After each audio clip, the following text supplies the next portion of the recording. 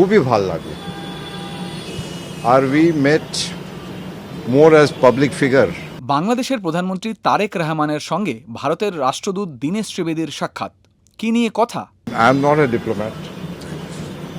তাহলে it was like people's representative to people's representative. আর আমি খুবই আনন্দ যে ওনার সঙ্গে আমার দেখা হলো। এমনি মনে হয়নি যে প্রথমবার আমি ওনার সঙ্গে দেখা করছি। আর খুবই ভালো, খুবই হাম্বল, অন দ্য গ্রাউন্ড। আলোচনা কি হবে? পিপল টু পিপল, খুবই পিপল টু পিপল, খুবই ভালো, খুবই ভালো আলোচনা হলো, খুবই ভালো। We are looking forward. আমাদের ইনভিটেশন তো আগে থেকে আছে। So last time also I mention যে people of India, prime minister of India is looking forward, and we are positive that দুটো লিডার সাথে বসলে, আলোচনা হলে ডেমোক্রেসিতে ইস্যুস থাকবে। ইস্যু না থাকলে ওইটা ডেমোক্রেসি নাই। ঠিক আছে, আমাদের ইস্যু হবে, বাংলাদেশের ইস্যু হবে, কিন্তু মানুষের ইস্যু একটাই, যে ভালো সম্পর্ক। আর ভালো সম্পর্ক হলে it be win win situation.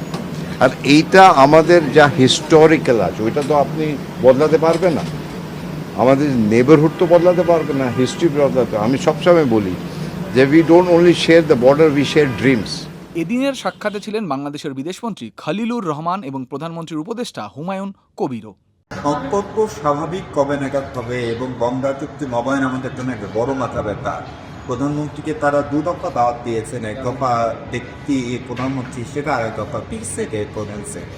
আমরা কি বিগ স্টেট বা এই দাওয়াতটার পুরোটা কবুল করলাম? প্রথম তথ্য হচ্ছে আমি গণক না, আমি বলতে পারবো না কর্মীটা। 2 নম্বর জিনিসটা হচ্ছে যে প্রধানমন্ত্রীকে মাননীয় প্রধানমন্ত্রীকে ব্রিক্সে দেওয়া হয়, দেওয়া হয়েছে চেয়ারপারসন অফ ব্রিক্স এই পার্থক্যটা আমরা বুঝবার চেষ্টা করি।